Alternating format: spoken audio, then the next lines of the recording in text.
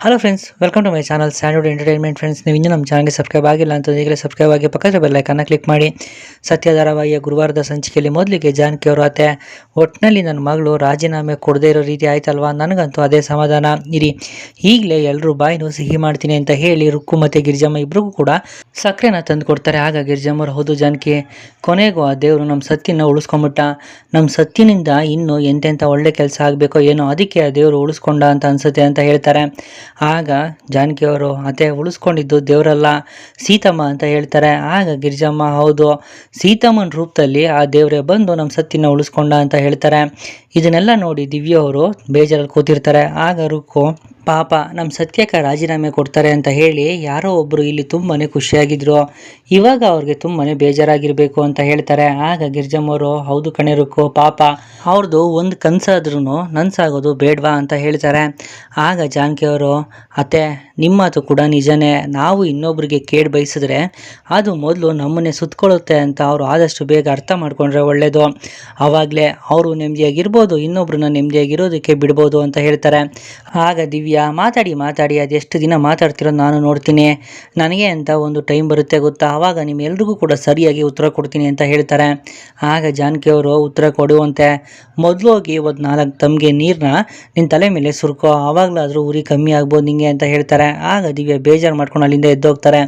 ಆಗ ಗಿರಿಜಮ್ಮ, ಜಾನಕಿ, ನಮ್ಮ ಸೀತಮ್ಮಂದು ಎಷ್ಟು ವಿಶಾಲವಾದ ಮನಸ್ಸು ಅಂತ ಇವಾಗಲಾದರೂ ಅರ್ಥ ಆಯ್ತಾ, ಮೊದಲು ಸೊಸೆ ಬಗ್ಗೆ ತಪ್ಪಾಗಿ ತಿಳ್ಕೊಂಡ್ರು, ಆಮೇಲೆ ಅವಳ ಮನಸ್ಸು ಏನು ಅನ್ನೋದನ್ನು ಸರಿಯಾಗಿ ಅರ್ಥ ಮಾಡ್ಕೊಂಡ್ರು ಅಂತ ಹೇಳ್ತಾರೆ.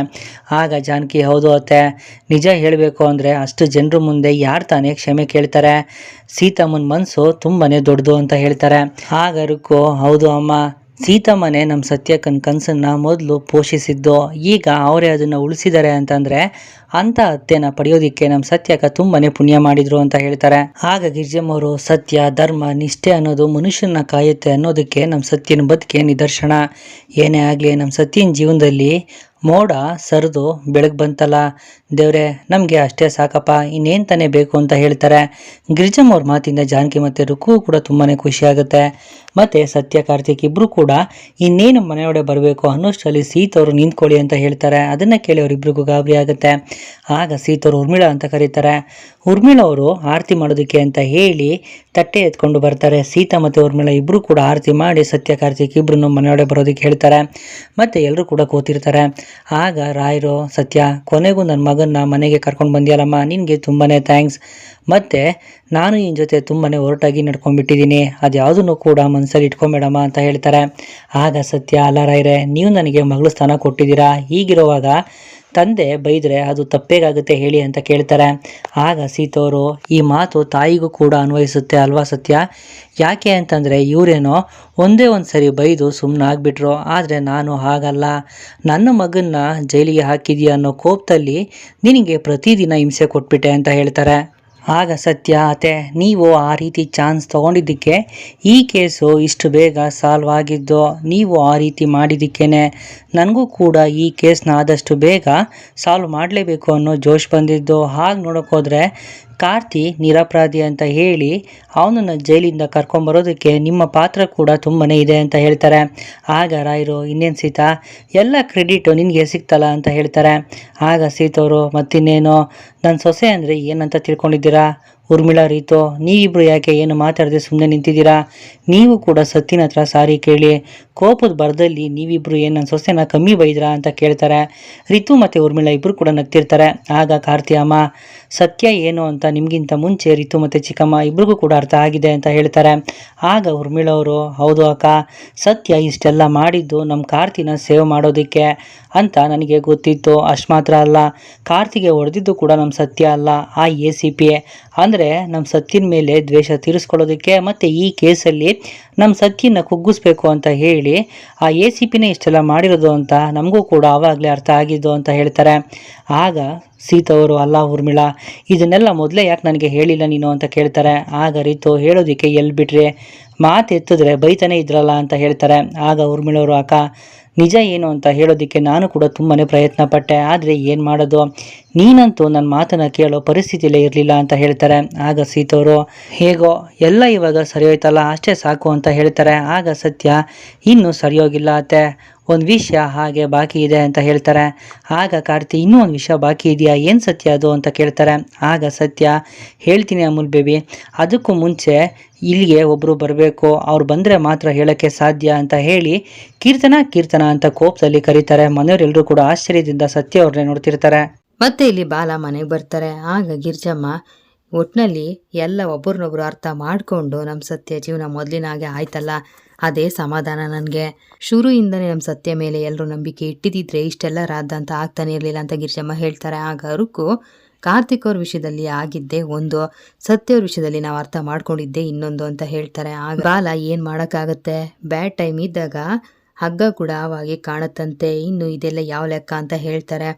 ಆಗ ಜಾನಕಿ ಅವರು, ಅವಳು ಮುಂಗೋಪ ನೋಡಿದ್ರೆ ಎಂಥವ್ರಿಗೂ ಅನುಮಾನ ಬರುತ್ತೆ, ನಾನು ಅವಳ ಮನಸ್ಸಿಗೆ ತುಂಬಾ ನೋವು ಮಾಡಿಬಿಟ್ಟೆ, ಅವಳಿಗೆ ತುಂಬಾ ನೋವು ಕೊಟ್ಬಿಟ್ಟೆ ನಾನು ಅಂತ ಹೇಳ್ತಾರೆ. ಮಹಾತಾಯಿ ನಮ್ಮ, ನೀನು ಮೊದಲಿಂದನೂ ಅವಳ ಪರ ವಹಿಸ್ಕೊಂಡು ಮಾತಾಡಲಿಲ್ಲ, ನೀನು ಯಾವಾಗಲೂ ಅವಳಿಗೆ ನೋವು ಕೊಡ್ತಾನೆ ಬಂದೆ, ಯಾವಾಗಲೂ ನೀನು ಇವಳ ಪರ ವಹಿಸ್ಕೊಂಡು ಮಾತಾಡ್ತಾ ಇದ್ದೆ, ಅವಳಿಗೆ ನೋವು ಕೊಡ್ತಾ ಇದ್ದೆ, ನೀನು ಇವಳನ್ನ ವಹಿಸ್ಕೊಂಡು ಈಗ ಇವಳು ಎಂಥ ಪರಿಸ್ಥಿತಿಗೆ ಬಂದು ನಿಂತಿದ್ದಾಳೆ ನೋಡು ಅಂತ ದಿವ್ಯನ ನೋಡಿಕೊಂಡು ಹೇಳ್ತಾರೆ. ಆಗ ದಿವ್ಯಗೆ ಕೋಪ ಬರುತ್ತೆ. ಅಜ್ಜಿ, ಎಲ್ಲದಕ್ಕೂ ನನಗೆ ಅನ್ನೋದಕ್ಕೆ ಬರಬೇಡ, ನೀನು ನಿನ್ನ ಮೊಮ್ಮಗಳನ್ನ ಬೆಳೆಸೋದಕ್ಕೋಸ್ಕರ ನನ್ನನ್ನು ತುಳಿಯೋಕ್ಕೆ ಬರಬೇಡ ಅಂತ ಹೇಳ್ತಾರೆ. ಆಗ ಜಾನಕಿ ಅವ್ರಿಗೆ ಕೋಪ ಬರುತ್ತೆ.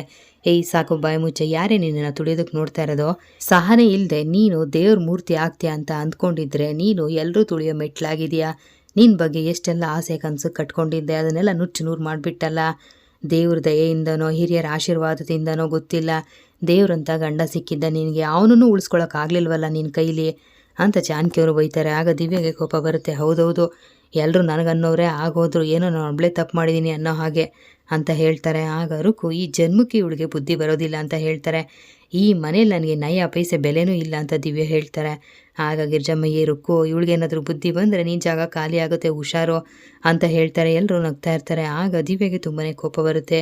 ಇಲ್ಲೂ ಆ ಸತ್ಯನೇ ಗೆದ್ಬಿಟ್ಲು, ಒಟ್ಟಿನಲ್ಲಿ ಏನೋ ಮಾಡಿ ನಾನೇ ಸರಿ ಅಂತ ಪ್ರೂವ್ ಮಾಡಿಬಿಡ್ತಾಳೆ. ಇಲ್ಲ, ಹೀಗೆ ಇದ್ದರೆ ಆಗೋದಿಲ್ಲ, ಏನಾದರೂ ಹೊಸ ಪ್ಲಾನ್ ಮಾಡಲೇಬೇಕು, ಅವಳಿಗಿಂತ ನಾನೇ ಬೆಟರ್ ಅಂತ ಪ್ರೂವ್ ಮಾಡಲೇಬೇಕು ಅಂತ ದಿವ್ಯ ಯೋಚನೆ ಮಾಡ್ತಾ ಇರ್ತಾರೆ. ಮತ್ತು ಕೀರ್ತನ ಬಂದು ಮನೆಯವ್ರ ಮುಂದೆ ನಿಂತ್ಕೋತಾರೆ. ಆಗ ಸತ್ಯ, ಕೀರ್ತನ ನಿನ್ನ ಜೊತೆ ಸ್ವಲ್ಪ ಮಾತಾಡಬೇಕಿತ್ತು, ಯಾಕೆ ಹೀಗೆ ಮಾಡಿದೆ ಅಂತ ಹೇಳ್ತಾರೆ. ನಾನೇನು ಮಾಡಿದೆ, ನೀನೇನು ಹೇಳ್ತಿದ್ದೆ ನನಗೆ ಅರ್ಥ ಆಗ್ತಿಲ್ಲ ಅಂತ ಕೀರ್ತನ ಹೇಳ್ತಾರೆ. ಓಹೋ, ನಿನಗೆ ನೆನಪಾಗ್ತಿಲ್ವಾ, ಸರಿ ಸ್ವಲ್ಪ ಸಮಯ ಕೊಡ್ತೀನಿ, ನೆನಪು ಮಾಡಿಕೊಂಡು ಉತ್ತರ ಕೊಡು ಅಂತ ಸತ್ಯ ಹೇಳ್ತಾರೆ. ನೋಡು ಸತ್ಯ, ನೀನೇನು ಹೇಳ್ತಾ ಇದ್ದು ನನಗೆ ಅರ್ಥ ಆಗ್ತಾ ಇಲ್ಲ, ಏನಾದರೂ ಕೇಳೋದಿದ್ರೆ ನೇರವಾಗಿ ಕೇಳು, ಅದನ್ನು ಬಿಟ್ಟು ಯಾಕೆ ಈ ರೀತಿ ಹೇಳ್ತಿದ್ದೀಯ ಅಂತ ಹೇಳಿ ಸ್ವಲ್ಪ ಮುಂದೆ ಹೋಗ್ತಾರೆ. ಆಗ ಸತ್ಯಗೆ ಕೋಪ ಬರುತ್ತೆ. ಕೀರ್ತನ ಕೈ ಹಿಡ್ಕೊಂಡು ಹಿಂದೆ ಹೇಳೋದು ಅವ್ರ ಕಪಾಳು ಕೊಡಿತಾರೆ. ಮನೆಯವ್ರಿಗೆಲ್ಲ ಆಶ್ಚರ್ಯ ಆಗುತ್ತೆ. ಆಗ ಯಾಕಿಂತ ಕೆಲಸ ಮಾಡಿದೆ ನೀನು ಅಂತ ಸತ್ಯ ಕೇಳ್ತಾರೆ. ಆಗ ಸೀತವರು, ಸತ್ಯ ಏನಾಯಿತು, ಯಾಕೆ ಇವಳಿಗೆ ಹೊಡೆದೆ ಅಂತ ಕೇಳ್ತಾರೆ. ಆಗ ಸತ್ಯ, ಅತ್ತೆ, ನಮ್ಮ ಮನೇಲಿ ಇಷ್ಟೆಲ್ಲ ಆಗೋದಕ್ಕೆ ಇವಳೇ ಕಾರಣ, ನಾವು ಇಷ್ಟು ದಿನ ಶತ್ರು ಎಲ್ಲೋ ಹೊರಗಡೆ ಇದ್ದಾನೆ ಅಂತ ಹೊರಗಡೆ ಹುಡುಕ್ತಾ ಇದ್ವಿ, ಆದರೆ ಶತ್ರು ನಮ್ಮ ಮನೇಲೇ ಇದೆ ಅಂತ ಸತ್ಯ ಹೇಳ್ತಾರೆ. ಸತ್ಯ, ನೀನೇನು ಹೇಳ್ತಿದ್ಯಾ ಅಂತ ಸೀತವ್ರು ಕೇಳ್ತಾರೆ. ಆಗ ಸತ್ಯ, ಹೌದು ಅತ್ತೆ, ಕಾರ್ತಿಕ್ನ ಈ ಕೇಸಲ್ಲಿ ಫಿಟ್ ಮಾಡಿದ್ದು ಇವಳೇ ಅಂತ ಹೇಳ್ತಾರೆ. ಆಗ ಎಲ್ರಿಗೂ ಗಾಬರಿ ಆಗುತ್ತೆ. ಆಗ ರಾಯರು, ಸತ್ಯ ನೀನೇನಮ್ಮ ಹೇಳ್ತಿದ್ಯಾ, ಸ್ವಲ್ಪ ಅರ್ಥ ಆಗೋ ಹಾಗೆ ಹೇಳು ಅಂತ ಹೇಳ್ತಾರೆ. ಹೌದು, ಕಾರ್ತಿಕ್ ಮೇಲೆ ಇಂಥ ಆರೋಪ ಬರೋ ಹಾಗೆ ಮಾಡಿದ್ದು ಬೇರೆ ಯಾರೂ ಅಲ್ಲ, ಅವನ ಸ್ವಂತ ಅಕ್ಕ ಈ ಕೀರ್ತನನೇ, ಇದಕ್ಕೆಲ್ಲ ಇವಳೇ ಕಾರಣ ಅಂತ ಹೇಳ್ತಾರೆ. ಆಗ ಮನೆಯವ್ರಿಗೆಲ್ಲ ಆಶ್ಚರ್ಯ ಆಗುತ್ತೆ. ಸೀತವರು, ಸತ್ಯ ನೀನೇನು ಹೇಳ್ತಿದ್ಯಾ, ಈ ಕೇಸಲ್ಲಿ ಇವಳು ಹೇಗೆ ಇನ್ವಾಲ್ವ್ ಆಗಿದ್ದಾಳೆ, ನನಗೆ ಗೊಂದಲ ಆಗ್ತಾ ಇದೆ ಅಂತ ಹೇಳ್ತಾರೆ. ಹೇಳ್ತೀನಿ ಅತ್ತೆ, ಎಲ್ಲ ದುಡ್ಡಿನ ಆಸೆ, ಇವಳು ಗಂಡ ಆಫೀಸಲ್ಲಿ ಸೇರ್ಕೊಂಡು ಮಾಡಿದ ಮೋಸನ ನಾನು ಬಯಲಿಗೆ ಹೇಳಿದೆ. ಆಗ ರಾಯರು ಕಟ್ಟುನಿಟ್ಟು ಮಾಡಿದ್ರು. ಅದಕ್ಕೆ ಇವಳು ದುಡ್ಡು ಮಾಡೋ ಆಸೆಯಿಂದ ಬೇರೆ ದಾರಿ ಹಿಡಿದ್ಲು, ಅದೇ ಈ ನಕಲಿ ಮಾತ್ರೆಗಳ ಜಾಲ ಅಂತ ಸತ್ಯ ಹೇಳ್ತಾರೆ. ಆಗ ಸೀತವರು, ಏ ಕೀರ್ತನ, ಏನೇ ಇದೆಲ್ಲನೋ, ಸತ್ಯ ಏನೇ ಹೇಳ್ತಾ ಇದ್ದಾಳೆ, ಏನಾದರೂ ಮಾತಾಡೆ ಅಂತ ಕೇಳ್ತಾರೆ. ಆಗ ಸತ್ಯ, ಅವಳು ಏನತ್ತೆ ಮಾತಾಡ್ತಾಳೆ, ಅವಳಿಗೆ ಬಾಯೇ ಇಲ್ಲ, ಮಾಡೋದೆಲ್ಲ ಮಾಡಿಬಿಟ್ಟು ತನಗೇನು ಗೊತ್ತೇ ಇಲ್ಲ ಅನ್ನೋ ಹಾಗೆ ಈಗ ನಿಂತಿದ್ದಾಳೆ ನೋಡಿ, ಇಷ್ಟಕ್ಕೆಲ್ಲ ಕಾರಣ ಇವಳೇ, ಮತ್ತು ಇವಳು ಮುಂದೆ ಹೋದರೆ ಎಲ್ಲಿ ಇವಳು ಸಿಗಾಕೋತಾಳು ಅಂತ ಹೇಳಿ ಇವಳ ಹೆಸರು ಹೊರಗಡೆ ಬರಬಾರ್ದು ಅಂತ ಎಲ್ಲದಕ್ಕೂ ಆ ರವಿನೇ ಮುಂದೆ ಕಳಿಸಿದ್ದಾಳೆ. ರವಿ ಅಂದರೆ ಅವತ್ತು ನಮ್ಮ ಮನೆಗೆ ಬಂದಿದ್ನಲ್ಲ ಅವನೇ, ಮತ್ತು ಅವನ ಮುಖಾಂತರ ಕಾರ್ತಿಕ್ ಕೂಡ ಈ ಫೀಲ್ಡಲ್ಲಿ ಇನ್ವೆಸ್ಟ್ ಮಾಡೋ ಹಾಗೆ ಮಾಡಿದ್ದಾಳೆ ಇವಳು ಅಂತ ಸತ್ಯ ಹೇಳ್ತಾರೆ. ಆಗ ಕಾರ್ತಿ, ಸತ್ಯ, ನಾನು ಈ ಫೀಲ್ಡಲ್ಲಿ ಇನ್ವೆಸ್ಟ್ ಮಾಡುವಾಗ ಇದು ನಕಲಿ ಮಾತ್ರೆಗಳ ಜಾಲ ಅಂತ ನನಗೆ ಗೊತ್ತೇ ಆಗಿಲ್ಲ, ಇನ್ವೆಸ್ಟ್ ಮಾಡಬೇಕು ಅಂತ ಇನ್ವೆಸ್ಟ್ ಮಾಡಿದ್ದು ಅಷ್ಟೇ ಅಂತ ಹೇಳ್ತಾರೆ. ಆಗ ಸತ್ಯ, ಅಷ್ಟೇ ಅಲ್ಲ, ಎಲ್ಲೂ ಇವಳ ಹೆಸರು ಹೊರಗಡೆ ಬರಬಾರ್ದು ಅಂತ ಎಲ್ಲದರಲ್ಲೂ ಕಾರ್ತಿಕ್ ಹೆಸರೇ ಮುಂದೆ ಬರೋ ಹಾಗೆ ಮಾಡಿದ್ಲು, ಒಂದು ವೇಳೆ ಸಿಕ್ಕಾಕೊಂಡ್ರೆ ಕಾರ್ತಿಕ್ಕೆ ಸಿಕ್ಕಾಕೊಳ್ಳಿ ಅಂತ ಇವಳು ಈಸಿಯಾಗಿ ತಪ್ಪಿಸ್ಕೋಬಹುದು ಅಂತೆಲ್ಲ ಪ್ಲಾನ್ ಮಾಡಿದ್ಲು ಅಂತ ಸತ್ಯ ಹೇಳ್ತಾರೆ. ಆಗ ರಾಯರು, ಈ ಪಾಪಿ ನಾಚಿಕೆ ಆಗೋದಿಲ್ವಾ ನಿನಗೆ, ಸ್ವಂತ ತಮ್ಮನ ವಿರುದ್ಧನೇ ಷಡ್ಯಂತ್ರ ಮಾಡ್ತೀಯಲ್ಲ, ಏನೇ ಬಂದಿರೋದು ನಿನಗೆ ಅಂತ ಬೈತಾರೆ. ಅಷ್ಟೇ ಅಲ್ಲ ರಾಯರೇ, ಇವಳ ಹೆಸರು ಮಾತ್ರ ಅಲ್ಲ, ಇವಳ ಫೋನ್ ನಂಬರ್ ಕೂಡ ಎಲ್ಲೂ ಹೊರಗಡೆ ಬರ್ದಿರೋ ಹಾಗೆ ನೋಡ್ಕೊಂಡಿದ್ದಾಳೆ. ಎಷ್ಟೇ ಬುದ್ಧಿವಂತರಾದ್ರೂ ಒಂದಲ್ಲ ಒಂದು ಕ್ಲೂ ಬಿಟ್ಟಿರ್ತಾರೆ. ಇದು ಡಿಜಿಟಲ್ ಕಾಲ ಅನ್ನೋದನ್ನ ಮರ್ತ್ಬಿಟ್ಟಿದ್ಯಾ ಕೀರ್ತನ ನೀನು.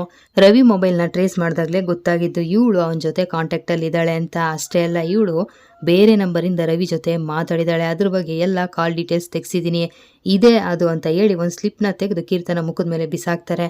ಆದರೂ ಇಷ್ಟು ಈಸಿಯಾಗಿ ನೀನು ತಗಲಾಕೋತಿ ಅಂತ ಅಂದ್ಕೊಂಡೇ ಇರಲಿಲ್ಲ ಅಲ್ವಾ ಕೀರ್ತನ? ಮಾತಾಡೋ, ಯಾಕೇನು ಮಾತಾಡದೆ ಈ ರೀತಿ ಸೈಲೆಂಟಾಗಿ ನಿಂತಿದ್ಯಾ? ಪೊಲೀಸ್ ಡಿಪಾರ್ಟ್ಮೆಂಟ್ನೇ ಅಂಡರ್ ಎಸ್ಟಿಮೇಟ್ ಮಾಡಿದೆ ಅಲ್ವಾ ನೀನು? ಸಿಕ್ಕಾಕೊಳ್ಳಲ್ಲ ಅನ್ನೋ ದರ್ಪ ನಿನಗೆ. ಪೊಲೀಸ್ ಇಂಟೆಲಿಜೆನ್ಸ್ ಅಂದರೆ ಇದು. ನೀನು ಎಲ್ಲ ಕಾಲ್ ಲಿಸ್ಟು ತೆಗ್ಸಿದ್ದೀನಿ ನೋಡು. ಪೊಲೀಸ್ ಅವ್ರ ಜೊತೆ ಆಟ ಆಡೋದಕ್ಕೆ ಬಂದರೆ ಸರಿಯಾಗಿ ಅನುಭವಿಸ್ಬೇಕಾಗುತ್ತೆ, ಹುಷಾರಂತ ಸತ್ಯ ಹೇಳ್ತಾರೆ. ಕೀರ್ತನೆಗೆ ತುಂಬ ಗಾಬರಿ ಆಗುತ್ತೆ, ಏನು ಮಾತಾಡದೆ ಸುಮ್ಮನೆ ನಿಂತಿರ್ತಾರೆ. ಆಗ ಸೀತವರು, ಅಯ್ಯೋ ಪಾಪಿ, ಏನೇ ಬಂದಿರೋದು ನಿನಗೆ?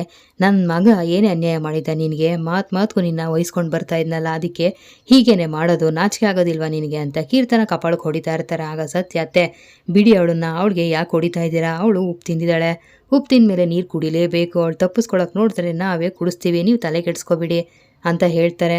ಆಗ ಸೀತವರು, ಇನ್ನು ಮುಂದೆ ಇವಳಿಗೆ ಈ ಮನೇಲಿ ಜಾಗ ಇಲ್ಲ, ನಾನು ನಿನ್ನ ಬಗ್ಗೆ ತಪ್ಪು ತಿಳ್ಕೊಂಡೆ, ತಪ್ಪು ಮಾಡಿರೋಳು ನಮ್ಮ ಮನೇಲೇ ಇದ್ದಾಳೆ ಅನ್ನೋದು ನನಗೆ ಗೊತ್ತೇ ಆಗಲಿಲ್ಲ. ಇಲ್ಲ, ಇನ್ನು ಮುಂದೆ ಯಾವುದೇ ಕಾರಣಕ್ಕೂ ಇವಳಿಗೆ ಈ ಮನೇಲಿ ಜಾಗ ಇಲ್ಲ. ಕಾರ್ತಿಕ್ ಬಗ್ಗೆ ನಮ್ಮೆಲ್ಲರ ಮುಂದೆ ಒಳ್ಳೆ ಮಾತಾಡ್ತಾ ಹಿಂದೆ ಈ ರೀತಿ ಕೆಲಸ ಮಾಡಿದಾಳಲ್ಲ, ನಾಚಿಕೆ ಆಗೋದಿಲ್ವಾ? ಯಾವುದೇ ಕಾರಣಕ್ಕೂ ಇನ್ನು ಮುಂದೆ ಇವಳಿಗೆ ನಮ್ಮ ಮನೇಲಿ ಜಾಗ ಇಲ್ಲ ಅಷ್ಟೇ ಅಂತ ಸೀತವ್ರು ಹೇಳ್ತಾರೆ. ಅದನ್ನು ಕೇಳಿ ಕೀರ್ತನೆಗೆ ಗಾಬರಿ ಆಗುತ್ತೆ. ಮನೆಯವರೆಲ್ಲ ಕೀರ್ತನನ್ನೇ ನೋಡ್ತಾ ಇರ್ತಾರೆ. ಇಲ್ಲಿಗೆ ಸತ್ಯ ಧಾರಾವಾಹಿ ಗುರುವಾರ ಸಂಚಿಕೆ ಮುಕ್ತಾಯ ಆಗುತ್ತೆ. ಮುಂದಿನ ವಿಡಿಯೋಗೆ ದಯವಿಟ್ಟು ಚಾನಲ್ ಸಬ್ಸ್ಕ್ರೈಬ್ ಮಾಡಿ, ವಿಡಿಯೋ ಲೈಕ್ ಮಾಡಿ, ಶೇರ್ ಮಾಡಿ. Thank you.